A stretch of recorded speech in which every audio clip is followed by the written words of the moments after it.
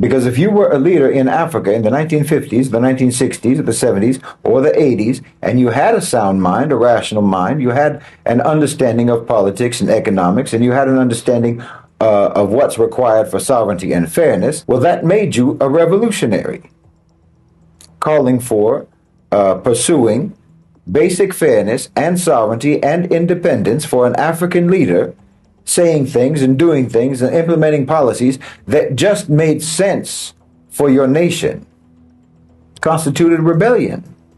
Now, they weren't ahead of their time. Time refused to advance. Time was being held back, especially in Africa.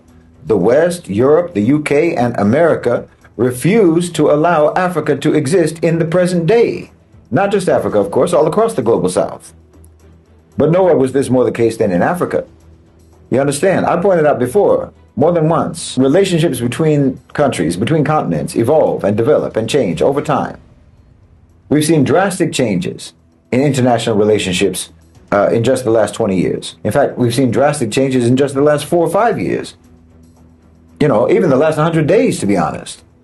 But the West's relationship with Africa has remained essentially the same for 1,000 years. Subjugation and extraction, looting and pillage. So for Lumumba or Nkrumah, it was the 1960s, but for the West, it was still the 1860s, the 1760s, the 1660s. For the West, Africa was frozen in time, and they kept it frozen in time by force.